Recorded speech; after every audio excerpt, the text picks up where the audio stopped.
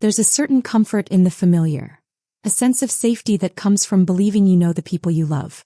For years I had built my life around my husband James and my sister Olivia, two of the most important people in my world.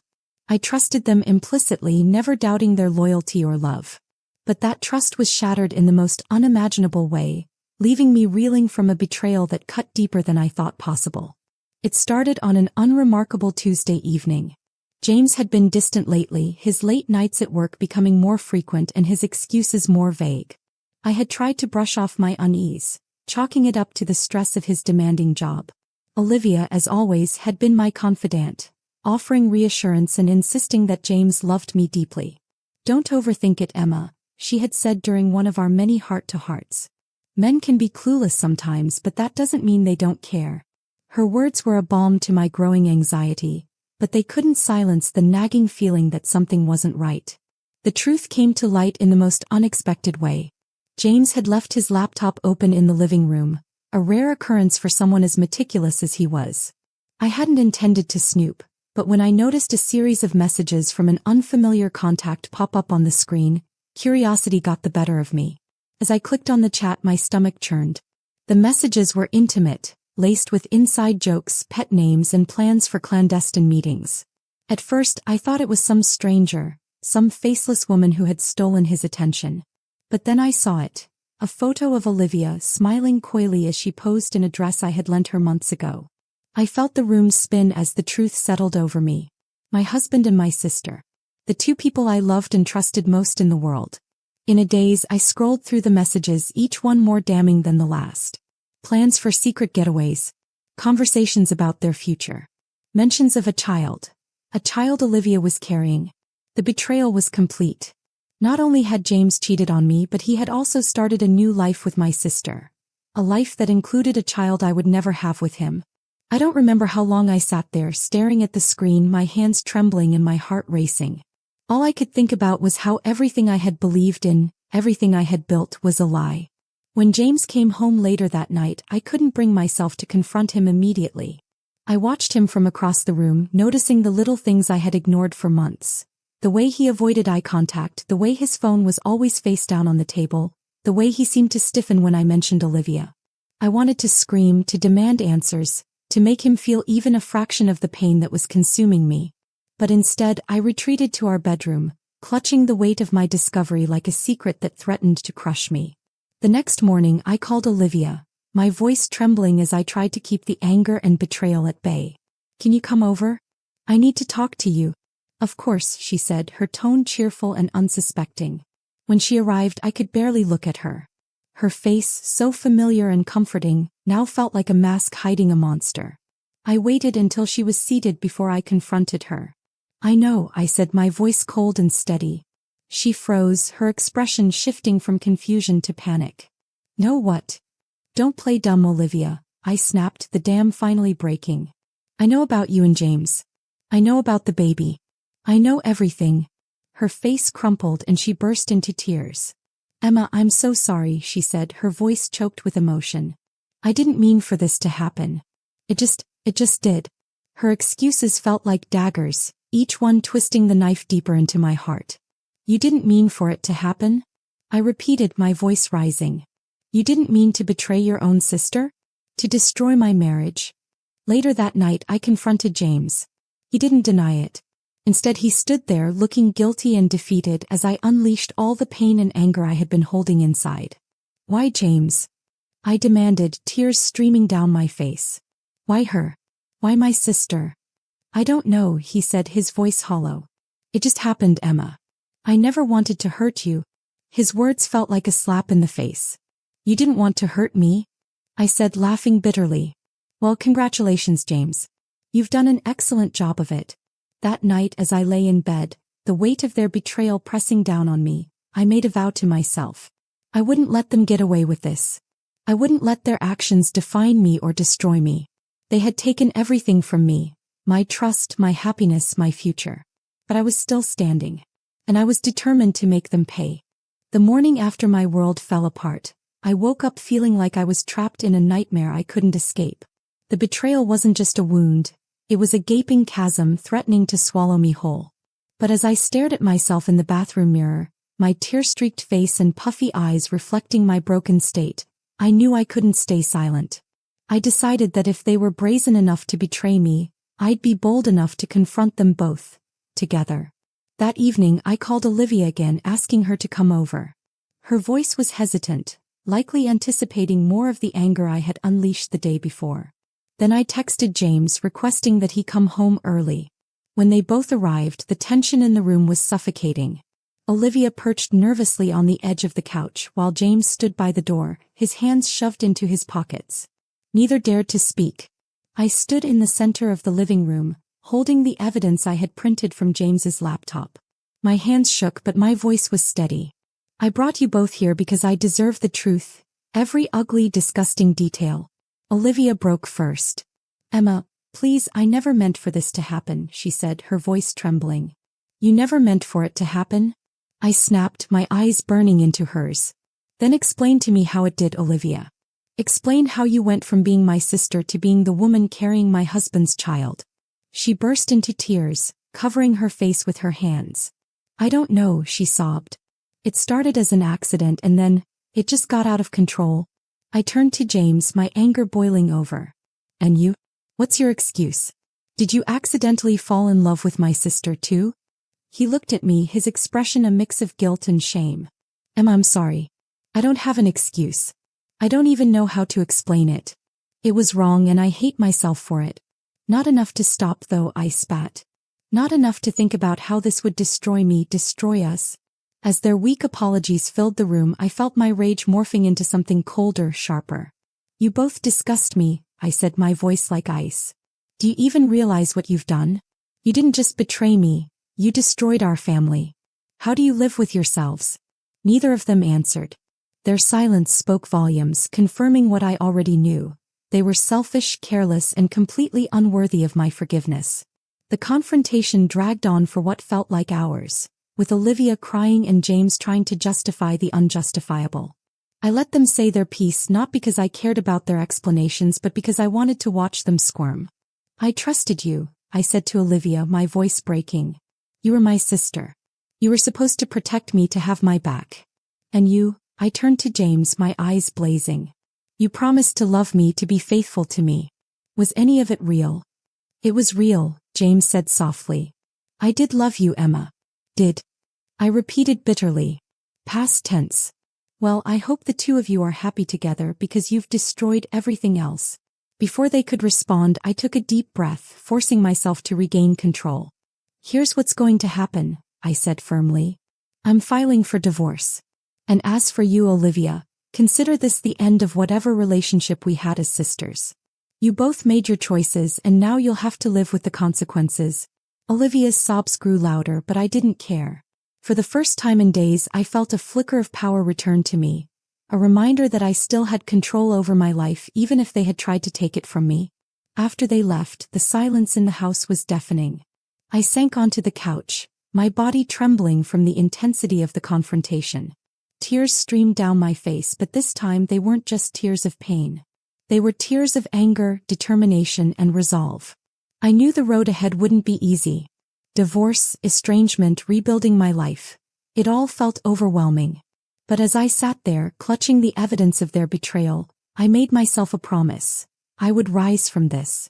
I would rebuild, and I would ensure that neither of them ever forgot the pain they had caused me. After the confrontation, I was left with a house that felt too big, too empty, and too full of memories I wanted to erase. Everywhere I turned, there were reminders of James and Olivia. The framed photos on the walls, the small trinkets we had collected over the years, and even the faint scent of his cologne that still lingered in the air. I spent the first few days in a haze, alternating between moments of seething anger and overwhelming sadness. The betrayal wasn't just a wound, it was a scar that I knew would take years to heal. I couldn't stop replaying their words, their excuses, and the sheer audacity of what they had done. One night, I found myself sitting on the kitchen floor, a half-empty bottle of wine by my side and my phone in my hand. I scrolled through old photos, each one a painful reminder of the life I had thought was mine. There was a picture of James and me on our wedding day, both of us smiling so brightly it was hard to believe it had all been a lie. Then there was one of Olivia and me taken during a family vacation. We had our arms around each other, laughing like we didn't have a care in the world. How could she do this to me? How could either of them? I deleted the photos in a fit of rage, but the pain remained.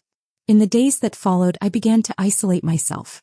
Friends and family reached out, offering their sympathy and support, but I couldn't bring myself to face them. The thought of explaining what had happened, of seeing their pitying looks and hearing their reassurances, was too much to bear. "Emma, please let me help you," Clara, my best friend, said during one of her many calls. "You don't have to go through this alone." But I ignored her. I ignored everyone. I needed to process this on my own, to figure out how to pick up the pieces of my shattered life. Everywhere I went, I felt like I was walking through a minefield of memories. The coffee shop where James and I had shared countless mornings together. The park where Olivia and I used to jog and laugh about nothing.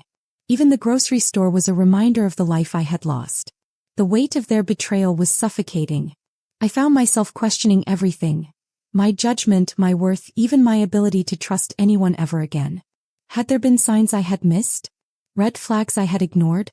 I combed through every conversation, every interaction, searching for answers that would never come. At work, I was a shell of myself, barely able to focus on my tasks.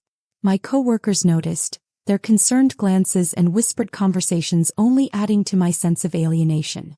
"Are you okay?" my manager asked one afternoon, her tone gentle but probing. "I'm fine," I lied, forcing a smile that didn't reach my eyes. But I wasn't fine. I was drowning, and I didn't know how to save myself. One particularly bad night, I broke down completely. I sat in the middle of the living room, surrounded by the remnants of my life with James. His clothes, his books, the furniture we had picked out together. I screamed, the sound raw and guttural, releasing all the anger and pain I had been holding inside. I threw one of his picture frames across the room, watching as it shattered against the wall. The act was both satisfying and heartbreaking, a small release in the face of an insurmountable grief. As the days turned into weeks, I began to realize that I couldn't stay in this limbo forever. I couldn't let their betrayal define me or dictate the rest of my life.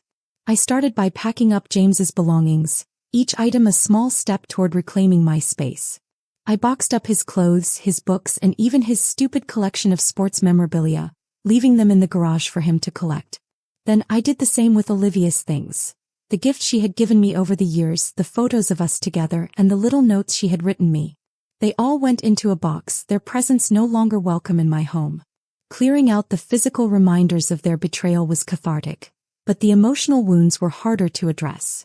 I knew I needed to confront my pain head-on, to find a way to heal and move forward. I started journaling, pouring my thoughts and feelings onto the page. At first, my entries were filled with anger and sadness, but over time they became a place for reflection and growth. I also began therapy, something I had been hesitant about at first. Talking to a professional helped me process my emotions and understand that their betrayal wasn't a reflection of my worth. It was a reflection of their flaws. Through it all, I clung to one thought: I deserved better. Better than James, better than Olivia, and better than the life they had tried to leave me with. And while I didn't know exactly what my future held, I knew one thing for certain: I wouldn't let their actions break me. I was stronger than they had ever given me credit for, and I was determined to prove it. Rebuilding my life after the betrayal wasn't as linear or simple as I'd hoped. Every step forward seemed to be accompanied by 2 steps back, and there were days when the weight of it all felt unbearable. I had always prided myself on my resilience, but even the strongest person can falter when their foundation is ripped away. I had thrown myself into clearing out the remnants of James and Olivia from my home, but the emotional void they left behind remained. Nights were the hardest. The silence in the house seemed louder than ever, a constant reminder of the laughter, arguments, and shared moments that once filled it. One particularly rough evening, I found myself standing in the kitchen, staring blankly at the counter. A mug of tea sat untouched beside me, its warmth fading just like my resolve. My mind wandered to happier times, to the family dinners, the inside jokes, the holidays we had spent together. How had it all gone so wrong? The memories felt like a cruel trick, mocking the love and trust one had poured into relationships that were never as solid as I had believed. I tried to distract myself with work, with small projects around the house, with anything that would keep my mind occupied. But the sadness lingered like a shadow, always just out of sight but never out of mind. When I wasn't sad, I was angry. Angry at James for his betrayal, angry at Olivia for her selfishness, and angry at myself for not seeing it sooner. The anger burned hot and fast, but it left me feeling drained and empty with nothing to show for it but exhaustion. My friends and family grew increasingly worried. Clara, my best friend, showed up unannounced one afternoon, armed with takeout and a bottle of wine. "You can't keep shutting people out, Emma," she said, her tone firm but gentle. "We're here for you, but you have to let us in." "I'm fine," I said, the lie slipping out before I could stop it. She sighed, sitting across from me at the dining table. "You're not fine, and that's okay. You don't have to go through this alone." I wanted to believe her, but the thought of opening up, of making myself vulnerable again, felt impossible. One night, after weeks of bottling everything up, I finally hit my breaking point. I woke up in the middle of the night, the weight of my emotions pressing down on me like a physical force. My chest felt tight, my breath shallow, and tears streamed down my face uncontrollably. I stumbled into the living room, sinking onto the couch and clutching a pillow to my chest. For hours I cried, releasing every ounce of pain, anger, and grief I had been holding inside. It was as though the floodgates had opened and there was no stopping the tide. I cried for the love I had lost, for the betrayal I had endured, and for the version of myself that had been shattered in the process. When the tears finally subsided, I sat in the dim light of the room, feeling utterly spent. But in the quiet aftermath of my breakdown, I felt a strange sense of clarity. I couldn't keep living like this, drowning in sadness, letting their betrayal dictate my every waking moment. If I was going to move forward, I needed to find a way to let go, to rebuild, to rediscover the person I had been before James and Olivia had torn my world apart. The next morning, I made a promise to myself. No more wallowing. No more giving them power over my life. It was time to take control, to focus on my own happiness and future, no matter how daunting that might seem. I started small, getting out of bed at a reasonable hour, going for walks in the park, and making an effort to eat healthy meals. Each small step felt monumental, like a tiny victory in a battle I was determined to win. Clara noticed the change almost immediately. "You seem lighter," she said one afternoon as we strolled through a farmer's market. "I'm trying," I admitted. "It's not easy, but I can't keep living in the past." "That's the Emma I know," she said, smiling brightly. Her encouragement meant more than I could express. For the first time in weeks, I felt a glimmer of hope. A spark that maybe, just maybe, I could find my way back to myself. But healing wasn't a straight line. There were still days when I felt the weight of everything pressing down on me, when the memories and emotions threatened to pull me back into the darkness. On those days, I reminded myself of my promise, to keep moving forward no matter how small the steps. Little did I know, this newfound determination would set the stage for the next chapter of my journey. A chapter where I would reclaim my power and show James and Olivia that they had underestimated me. As I clawed my way out of the darkness, a new emotion began to take root in my heart: resolve. The pain and sadness that had consumed me began to morph into something sharper, more focused. I couldn't simply move on without addressing what had happened. James and Olivia had not only betrayed me but had done so without remorse. They had wrecked my life and expected me to quietly disappear. But I wasn't going to fade away. Not anymore. The idea came to me one sleepless night as I stared at the ceiling, replaying every cruel detail of their betrayal. It wasn't enough for me to rebuild my life. I needed them to feel the weight of what they had done. They had taken so much from me, but I still had my wit, my strength, and the knowledge of their secrets. I decided I wouldn't let them walk away unscathed. They had underestimated me, thinking I was too broken, too passive to fight back. They were wrong. The first step was gathering information. James had always been meticulous about his work, and his reputation in his industry was impeccable. Or so he thought. I began to dig through old documents and emails, remembering the small things he had let slip over the years. There had been deals he had mentioned offhandedly that sounded questionable. I pieced together enough to uncover unethical practices that could tarnish his spotless reputation. Next, I turned my focus to Olivia. My sister had always craved attention and validation, often twisting the truth to paint herself as the victim in every situation. I started compiling everything I knew about her manipulative tendencies. Stories from our childhood, incidents with friends, and now her affair with James. It wasn't enough to simply have this information. I needed a way to expose it in a way that would resonate. Social media became my weapon of choice. I created an anonymous account, carefully curating posts that hinted at their betrayal and misdeeds. I didn't name names, at first. Instead, I crafted stories that were close enough to the truth to make them squirm without outright accusing them. Within weeks, whispers began to spread. People who knew us started putting the pieces together. Friends reached out to me, shocked and outraged as they realized the extent of what James and Olivia had done. James was the first to notice the cracks forming in his professional facade. He came to me one evening, his face pale and his hands trembling. "Emma, what's going on?" he demanded. "People are asking questions and I don't know where it's coming from." I stared at him, my expression unreadable. "Maybe it's karma," I said coolly, walking away before he could respond. Olivia wasn't far behind. She showed up at my door one afternoon, her face a mask of panic. "Emma, please, we need to talk," she begged. I stepped outside, closing the door behind me. "There's nothing to talk about, Olivia," I said, my voice icy. "You made your choices. Now you have to live with them." "People are saying horrible things about me," she said, her voice trembling. "Is this you? Are you doing this?" I leaned in, my voice low and steady. "You took everything from me, Olivia. Did you really think there wouldn't be consequences?" Her eyes filled with tears, but I felt no sympathy. She had cried enough crocodile tears for a lifetime. As their worlds began to unravel, I felt a sense of vindication. It wasn't about being petty or spiteful. It was about reclaiming my power. For too long I had let them dictate my life, but now I was in control. Their professional and personal lives were in shambles. James lost a major client after rumors of his unethical practices began to circulate. Olivia found herself ostracized by friends and family who couldn't condone her actions. But my revenge wasn't just about their downfall. It was about my rise.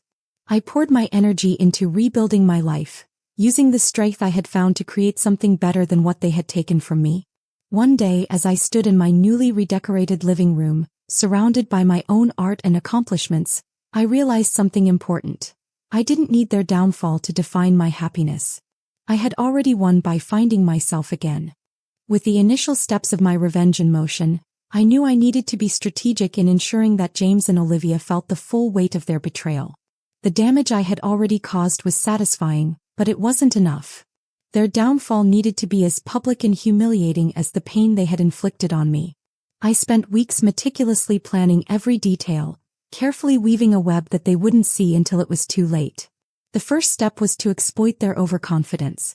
James and Olivia had always been self-assured, believing they were smarter and more charming than anyone else. They thought they could manipulate their way out of any situation. I decided to use that against them. I began by planting subtle hints about a high-profile event, a charity gala hosted by a mutual acquaintance. It was an exclusive affair, the kind of event where appearances were everything, and they couldn't resist the chance to show off their relationship in a glamorous setting. I contacted the event organizer anonymously, providing them with just enough information about James's shady business practices and Olivia's manipulative tendencies to pique their curiosity. I knew they wouldn't cancel the invitation outright, but they would keep a close eye on the couple.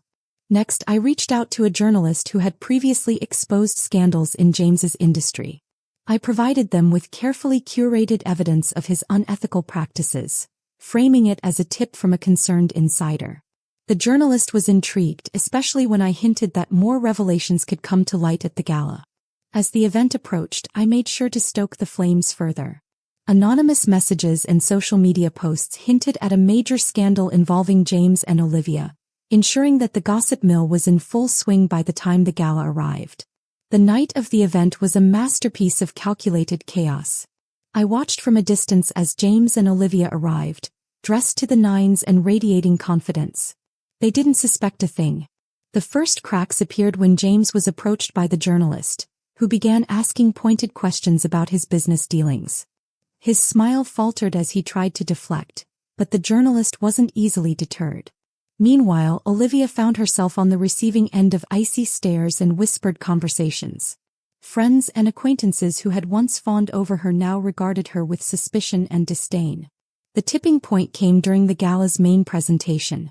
I had arranged for a slideshow highlighting the event's charitable initiatives, but I had also slipped in a few unexpected slides. Photos of James and Olivia in compromising situations, paired with text that alluded to their betrayal. Gasps filled the room as the images appeared on the screen. James's face turned ghostly pale and Olivia looked as though she might faint. They both tried to leave, but by then the damage was done. The fallout was immediate and brutal. James's reputation was irreparably damaged, with clients and colleagues distancing themselves from him to avoid being tainted by the scandal. Olivia's social circle dissolved almost overnight, leaving her isolated and humiliated. I felt a sense of vindication I hadn't thought possible. Watching them face the consequences of their actions was more satisfying than I had imagined. But even as I reveled in my triumph, I knew it wasn't just about revenge. It was about reclaiming my power and showing myself that I was capable of standing up for what I deserved. Their downfall was a reminder that I had survived their betrayal, and that I was stronger for it. With James and Olivia's lives in turmoil following the gala, I knew their downfall was only just beginning. The public humiliation had been the first step, but now it was time to ensure that their lies unraveled completely.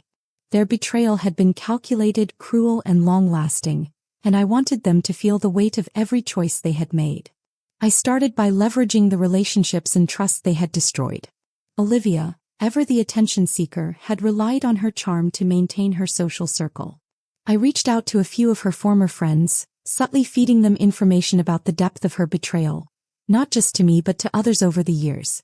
Stories of her manipulations began to spread, tarnishing her carefully cultivated image. As for James, his professional reputation had taken a hit, but I wanted to ensure the damage was permanent. Using the evidence I had uncovered of his unethical business dealings, I filed an anonymous complaint with the appropriate regulatory board. The investigation that followed sent shockwaves through his company, leading to lost contracts and internal audits that exposed even more misconduct. The beauty of my plan was its subtlety. While they struggled to contain the damage, I stayed in the background, watching as their web of lies began to collapse under its own weight. James's once loyal colleagues turned on him, eager to distance themselves from the growing scandal. Olivia's friends, wary of her deceit, began to cut ties one by one. At home, the cracks in their relationship started to show. Their once grand affair, built on secrecy and stolen moments, couldn't withstand the scrutiny of the public eye. I heard through the grapevine that they were fighting constantly, their arguments spilling out into public spaces where whispers of their dysfunction only fueled the rumors further. One day, I received an unexpected message from one of James's former colleagues. "I don't know what you did, but thank you," it read. "People like him always think they're untouchable. It's about time someone held him accountable." The message brought a small smile to my face. It wasn't just about revenge, it was about justice. James and Olivia had taken so much from me, but now the scales were tipping in my favor. Olivia was the first to crack. She showed up at my door one evening, her face pale and her usual confidence nowhere to be found. "Emma, please," she said, her voice trembling. "I need your help. Everything is falling apart and I don't know what to do." I stared at her, barely able to believe the audacity of her plea. "You're asking me for help?" I said, my voice cold. "After everything you did to me?" "I didn't mean for any of this to happen," she said, tears streaming down her face. "James, he's not who I thought he was. He's ruined my life and I don't have anyone else to turn to." Her words might have moved me once, but now they only confirmed what I already knew. Olivia wasn't sorry for what she had done. She was sorry for the consequences she was facing. "You made your choices, Olivia," I said firmly. "And now you have to live with them. I'm done saving you." I closed the door, shutting out her pleas and finally closing the chapter on our toxic relationship. James was next. He called me late one night, his voice filled with desperation. "Emma, I know I don't deserve your forgiveness," he began, "but I need to make things right. Please, can we talk?" "There's nothing left to say, James," I replied, my tone steady. "You destroyed everything we built together. I've moved on and I suggest you do the same." "I made a mistake," he said, his voice cracking. "I thought I wanted something else, but now I see what I lost."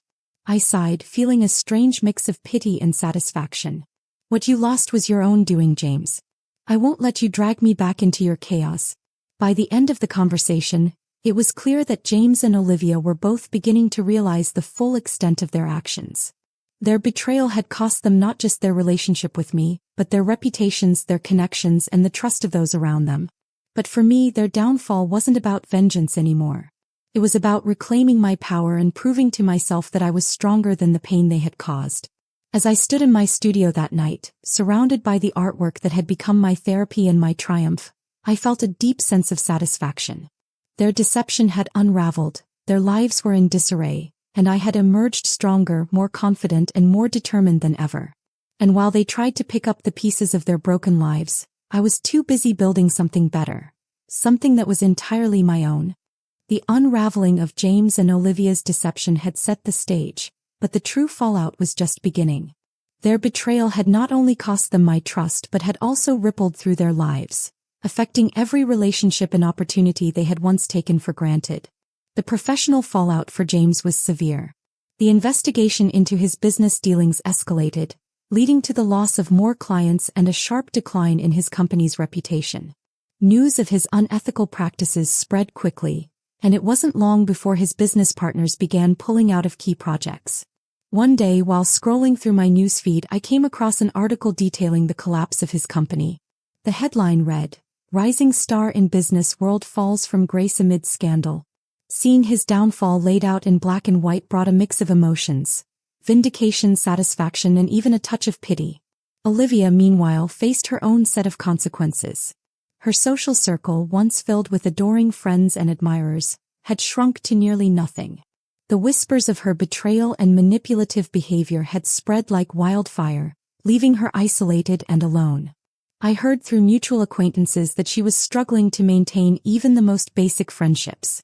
"No one wants to be associated with her anymore," Clara told me over coffee one afternoon. "She burned too many bridges."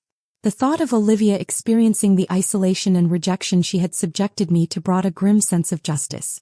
She had always thrived on attention and validation, and now she had neither. Their personal lives weren't faring much better. The relationship they had built on lies and betrayal began to crumble under the weight of their shared guilt and mutual mistrust. Arguments became a regular occurrence, with each of them blaming the other for the fallout they were facing. One particularly satisfying moment came when I received a message from an old friend who had run into them at a restaurant. "You wouldn't believe it," she wrote. "They were fighting so loudly that the manager had to ask them to leave. It was a mess." I couldn't help but smile. The cracks in their facade were finally showing, and they had no one to blame but themselves. As their lives continued to spiral, I focused on my own growth. The revenge I had sought was no longer my driving force. It had served its purpose. Now my energy was directed toward rebuilding and thriving, creating a life that was fulfilling and meaningful. My art career flourished in ways I hadn't expected. The piece I had submitted to a prestigious gallery was not only accepted but became one of the standout works of the exhibition. The attention brought new opportunities, commissions, interviews, and collaborations that solidified my place in the art community. One evening, as I prepared for a live painting demonstration at a local event, I reflected on how far I had come. The woman who had once been consumed by pain and betrayal was now confident, successful, and unapologetically herself. Clara joined me that evening, her support as unwavering as ever. "You're glowing, Emma," she said with a grin as we sipped champagne before the event. "I hope you know how proud I am of you." "Thank you," I said, my heart full. "I wouldn't have made it here without you." "Don't sell yourself short," she replied. "You're the one who chose to rise above it all. You turned your pain into something incredible." Her words stayed with me throughout the evening, a reminder that my journey was my own, shaped by my strength and resilience.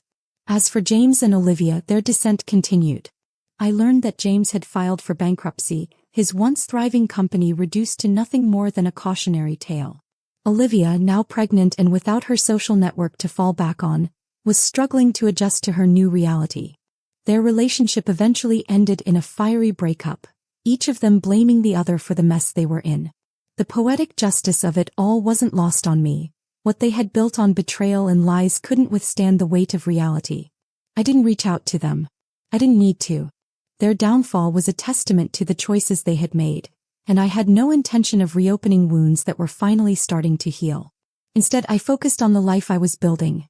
A life filled with art, friendships, and a newfound sense of purpose. The fallout of their betrayal had been devastating, but it had also set me free. As James and Olivia's lives fell apart, I turned my attention to rebuilding my own. The process wasn't easy, but each step forward felt like reclaiming a piece of myself that I had lost along the way. For the first time in years, I wasn't defined by my relationships with others. I was defined by my own choices and dreams. I started by focusing on my physical space. The house that had once been filled with memories of James and Olivia now felt like a canvas for my new life.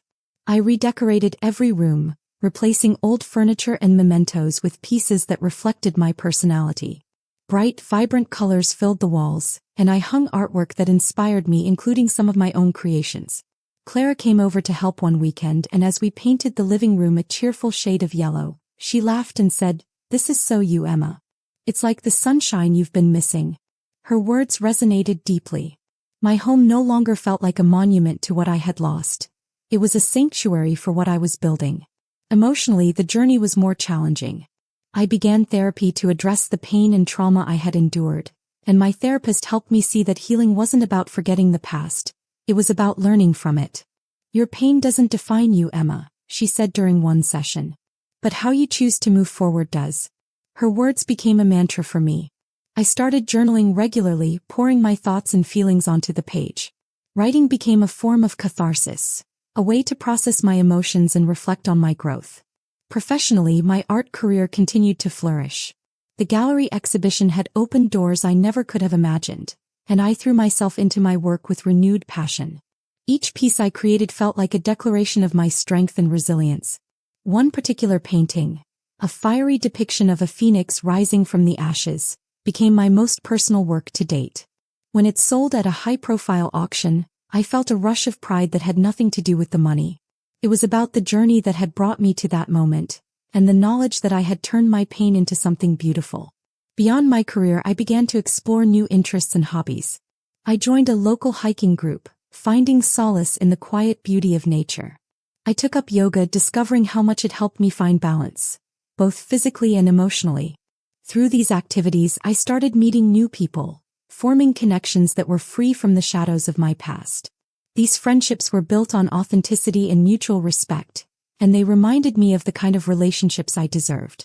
One of the most transformative moments came when I volunteered to teach an art class for children at a local community center. Watching their faces light up as they created their own masterpieces filled me with a sense of purpose I hadn't felt in years. "Miss Emma, you're the best teacher ever," one little girl exclaimed, holding up her colorful painting of a butterfly. Her words brought tears to my eyes. For so long I had doubted my worth, but moments like these reminded me that I had so much to give. Rebuilding myself wasn't just about filling the void left by James and Olivia. It was about discovering who I was without them. I learned to enjoy my own company, to find joy in the small moments, and to celebrate my victories no matter how small they seemed. One evening, as I sat on my patio with a glass of wine and my sketchbook, I felt a sense of peace I hadn't known in years. The sunset painted the sky in shades of orange and pink, and for the first time I truly believed that everything was going to be okay. My friends noticed the change in me, and their support only strengthened my resolve. Clara, always my biggest cheerleader, said during one of our many coffee dates, "Emma, you're glowing. It's like you've finally found yourself again." Her words stayed with me. I had found myself, not the version of me that had been tied to James or overshadowed by Olivia, but the version of me that was strong, creative, and unapologetically independent. As I looked around at the life I was rebuilding, I felt a deep sense of gratitude. Gratitude for the lessons I had learned, for the strength I had discovered, and for the people who had supported me along the way. I knew there were still challenges ahead, but I also knew that I was ready to face them. I wasn't just surviving, I was thriving. As I continued to rebuild my life, a surprising and unexpected connection began to form. A new ally who would not only help me heal but also show me that trust and kindness still existed. It started at an art workshop I was hosting, one of the many ways I had thrown myself into my craft as a means of recovery. The workshop had been advertised as a community event, open to anyone interested in exploring their creative side. Among the attendees was someone I hadn't expected to stand out, a man named Lucas. He was in his early 30s with dark brown hair, warm hazel eyes, and an easy smile that put everyone at ease. Lucas wasn't like most of the participants who were either beginners or hobbyists. His technique and attention to detail suggested he had some experience, though he was modest about it. "I just dabble," he said when I complimented his work. "But your style, there's so much emotion in it. It's inspiring." His genuine admiration caught me off guard and I found myself smiling more than I had in weeks. Over the next few sessions, Lucas and I began to talk more, our conversations ranging from art techniques to personal stories. He shared that he was an architect by profession but had always been passionate about painting. "It's my way of decompressing," he said one evening as we cleaned up after class. "Life can get overwhelming, but when I'm painting it's like everything else fades away." I nodded, understanding exactly what he meant. "Art has been my lifeline," I admitted. "It's gotten me through some of the darkest times." His expression softened and I saw a flicker of curiosity in his eyes. "It sounds like there's a story there," he said gently. "If you ever feel like sharing, I'm all ears."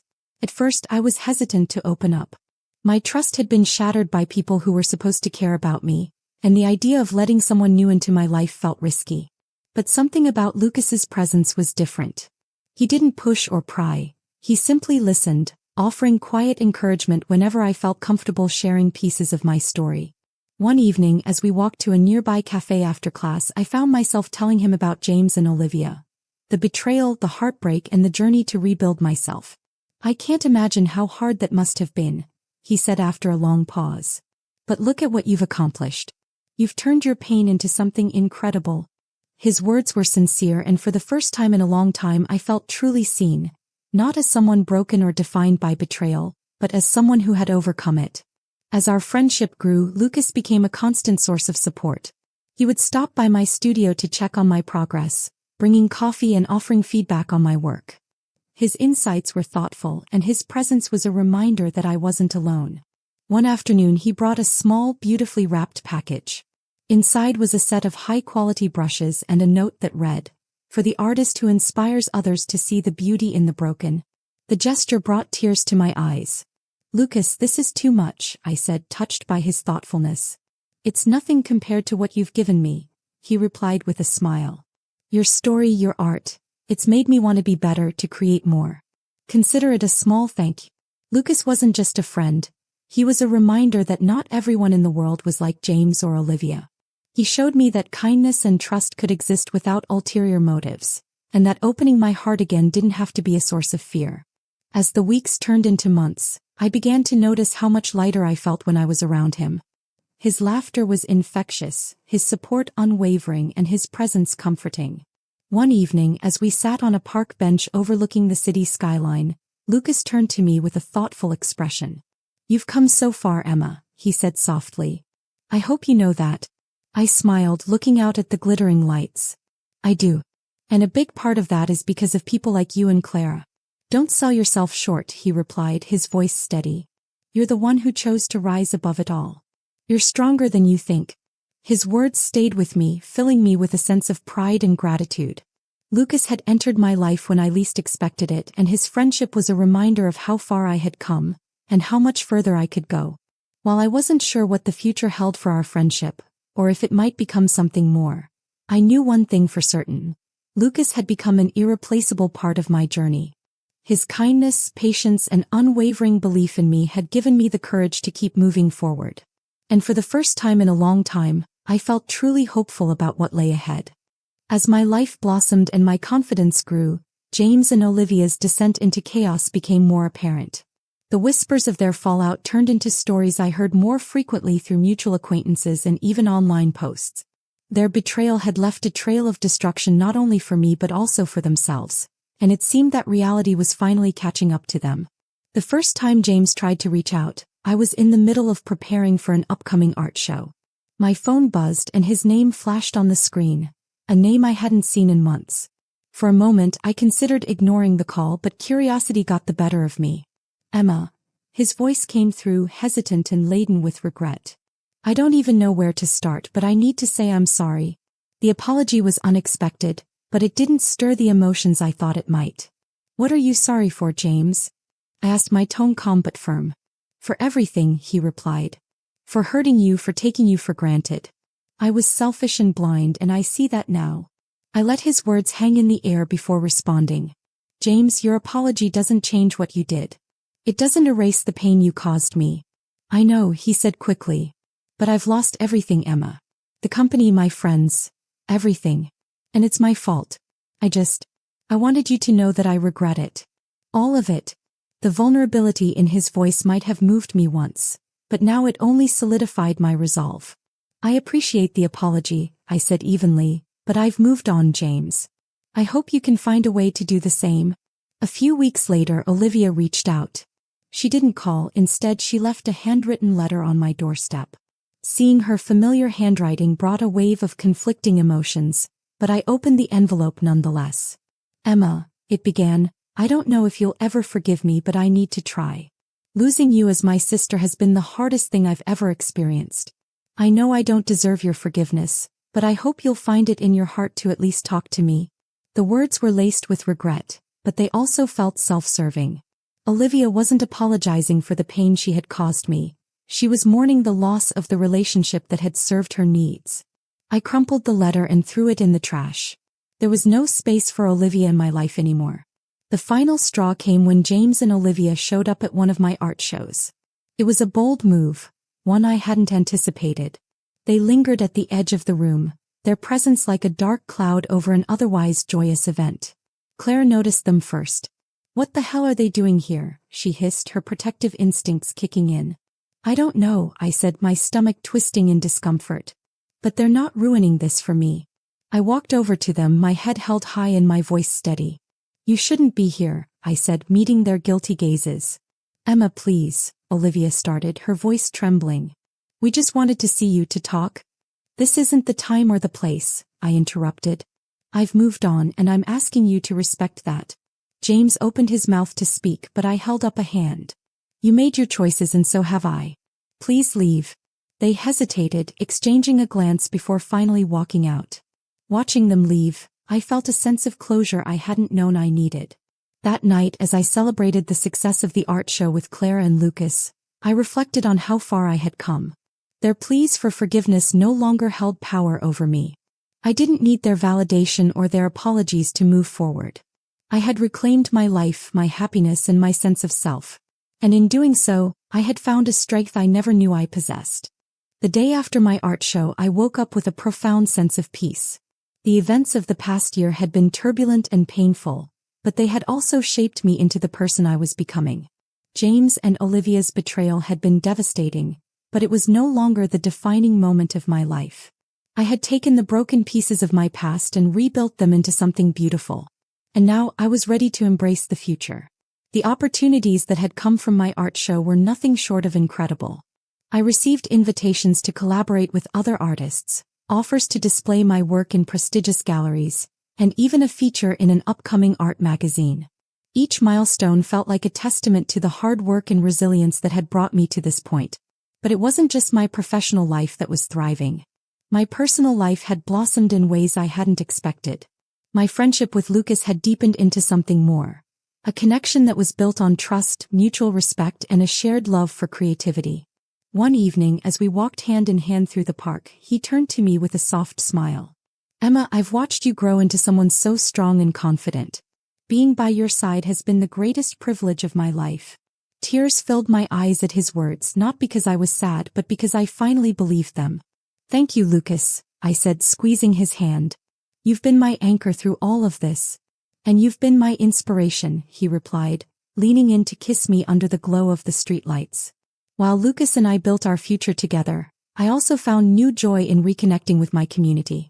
Teaching art classes at the local community center had become a passion of mine, and seeing my students light up with excitement as they discovered their creative voices was incredibly fulfilling.